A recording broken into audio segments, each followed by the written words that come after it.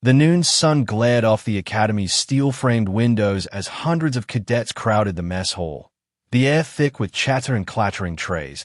When Cadet Mara Cross walked in holding her lunch like a foreign object, eyes lowered, shoulders tight, the only woman in her class who never seemed to speak unless spoken to, the kind of quiet that draws attention because it unsettles the loud. Whispers followed her like shadows. Questions about why she'd been accepted so late into the program. How someone with no athletic record and no connections could end up in a Marine-sponsored academy. And by the time she sat alone at the far table near the window, half the hall was already spinning its own story about her. Transfer, someone muttered. Probably a pity placement, another added, and a voice from the back shouted, "Hey Cross, you gonna eat or pray over it?" Laughter rippled. She looked up just once, a flash of blue eyes steady enough to silence one or two of them before she turned back to her meal. Her hands were still, but inside, her pulse hammered. She'd promised herself not to react. Not yet, because surviving here wasn't about pride. It was about patience.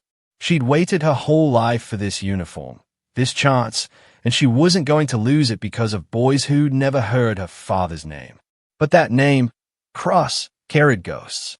Somewhere, a Marine sergeant seated at the instructor's table lifted his head at the sound of it, his gaze narrowing as if it reached backward in time. In those early weeks, Mara's silence became her enemy. Instructors misread it as indifference, classmates saw it as arrogance, and the bullies mistook it for weakness. Every night after lights out, she would sit on her bunk polishing boots until the leather reflected the dull glow of the dorm's emergency lights, the rhythmic motion keeping her from thinking about the past. She'd grown up on base housing, the daughter of Captain Thomas Cross, a decorated Marine from a unit few remembered, the Iron Wolf Company, a special wrecking team that had disappeared during a mission in Kandahar province when she was only 7. They'd told her the official story, that he was missing in action, presumed dead. What they didn't tell her was why the file had been sealed.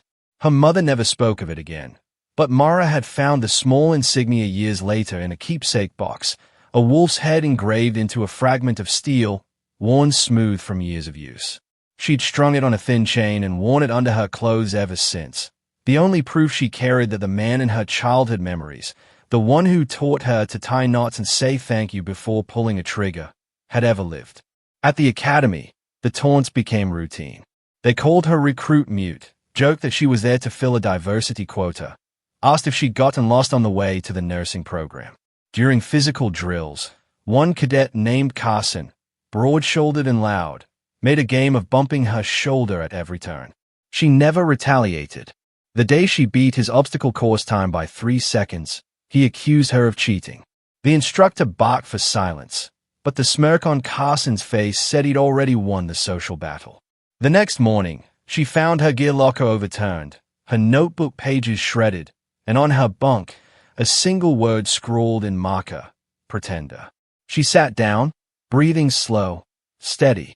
That night, while others laughed in the lounge, she laced her boots and ran the perimeter track until the soles burned. Each step was a conversation with her father's memory. Hold the line. Hold the line. And somewhere beyond exhaustion, she began to believe that the line wasn't just a saying. It was a command. Sergeant Cole Ramirez noticed her before anyone else did. He'd served long enough to read more from silence than from speeches. During firearms drills, he watched her stance, solid, balanced, shoulders aligned like someone who'd been trained before. During morning inspection, he saw how she checked her peers' gear before her own. He never praised her, never singled her out, but there was something familiar in the way his gaze lingered when she saluted. He'd been in Kandahar province once, years ago, and the word cross stirred something he hadn't said aloud in decades. He told himself it was coincidence. Still, that night he opened an old footlocker in his quarters and found a photo folded in half. Captain Thomas Cross, grinning in desert fatigues, arms slung around a younger Ramirez. The caption written in faded ink, Iron Wolf, last run. He stared at it for a long time before closing the lid, unease crawling up his spine. Days later, rain hammered the training field as cadets ran laps in mud-slick uniforms. Mara slipped twice but kept going, teeth clenched, her lungs burning. When they returned to barracks soaked and shivering, Carson blocked the door, holding up the wolf pendant he'd stolen from her locker. "What's this, Cruss? Some kind of good luck charm?" She froze, the air draining from her chest. He dangled it between two fingers, laughing. "Or maybe your boyfriend's tag." His friends laughed until Ramirez's voice cut through the hall like thunder. "Cadet Carson, front and center." The boy stiffened. Ramirez's boots echoed as he stepped forward, rainwater dripping from his brimmed cap. "Where'd you get that pendant?" Carson stammered.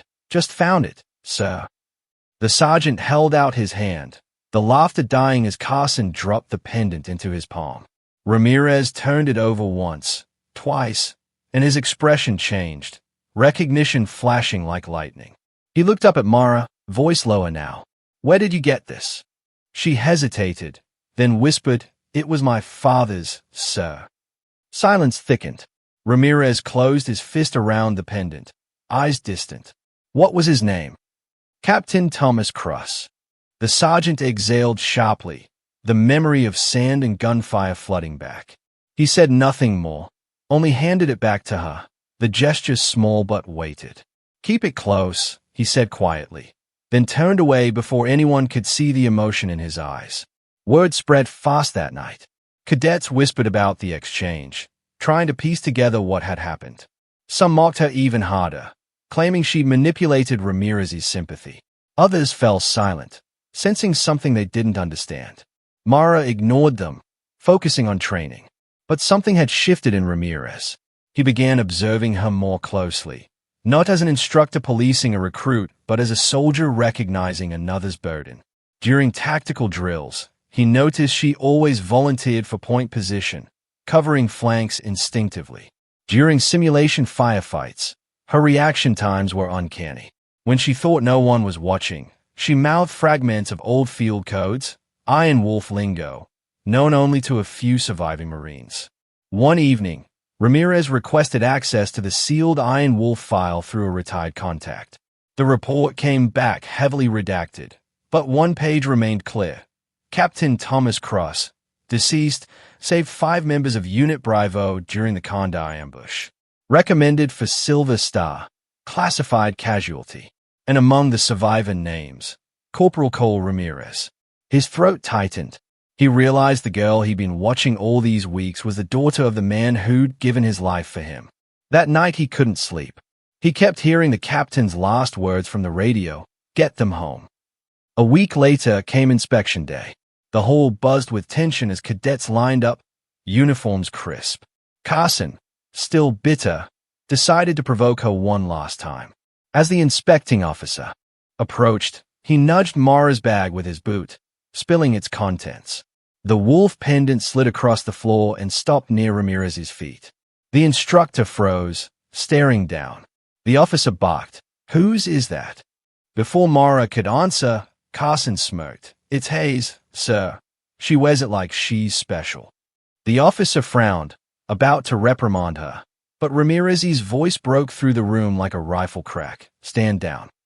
He stepped forward, stooping to pick up the pendant. The hall went still. Ramirez turned it over in his hand and spoke slowly, each word cutting through the air. "You know what this is? This isn't jewelry. It's an Iron Wolf insignia, one of only 6 ever made. I know because the man who carried this saved my life." He looked directly at Mara. Captain Thomas Cross was Iron Wolf 6. He died holding a perimeter so the rest of us could make it home. Gasps filled the room. The officer stepped back, expression softening. Ramirez's voice rose, trembling with reverence. "You all think strength is loud? You think courage is about noise. This cadet has more Iron Wolf in her than any of you combined." Then, louder, command cutting through silence, he backed. "Cadet Cross, Iron Wolf, on your feet." For a heartbeat, no one moved. Mara stood slowly, trembling, eyes burning, the pendant glinting in her palm. Ramirez's voice softened. "Welcome home, Marine." The words hit like a wave. Some cadets straightened unconsciously. Others looked away in shame. The officer saluted her quietly, an unscripted gesture that carried more weight than any medal. The mockery ended that day. In the weeks that followed, something unspoken bound the unit together. The same cadets who once sneered now sought her help during training. She never gloated, never reminded them of their cruelty. Instead, she taught them the creed her father had whispered through static: hold the line. During endurance drills, she paced beside those who lagged. During marksmanship, she guided shaky hands. Her voice was steady, her patience disarming. Ramirez observed quietly from a distance, pride and sorrow mixing in equal measure. The day of the graduation ceremony, the air shimmered with summer heat. The academy parade ground stretched wide under a blue sky as families gathered in the stands. Mara stood among the ranks, uniform flawless, pendant tucked beneath her collar where only she could feel its weight. When the commander called her name, she stepped forward. Cadet Mara Cross, recipient of the Vela Distinction for Leadership and Service. Applause rose, not polite, but real. Ramirez stood at attention in the audience, his chest tightening as she saluted with perfect form. For a moment, he saw the ghost of Thomas Cross behind her, the same steady eyes, the same quiet conviction. After the ceremony, as people milled about, Mara found him near the flagpole. They stood in silence until he spoke. He'd be proud of you. She smiled faintly. You kept your promise, she said. He blinked, surprised. What promise? You got them home. Her words broke the dam of years he'd held shut. He nodded once, unable to speak. She offered the pendant. It was his. Maybe it should be yours. He closed her hand over it gently. No, it's yours now. Iron Wolf isn't a name. It's a line we carry. That evening, after everyone left, Mara walked the empty parade ground as the sun dipped behind the barracks. The flag snapped in the wind above her, red and gold in the fading light. She paused, touching the pendant under her collar, thinking of the man who died unknown so she could stand here alive. In that quiet, she felt what her father must have felt in those final moments. Not fear, but duty fulfilled. The academy lights flickered on one by one, glinting off her brass insignia, and from somewhere distant came the low, steady echo of the Marine's evening hymn. She stood at attention until the last note faded, whispering, Iron Wolf, on your feet. And though no one else heard it, it was enough. Because some legacies don't roar. They endure in silence, waiting for the right voice to call them back to life. And when it happens, the world stops to listen.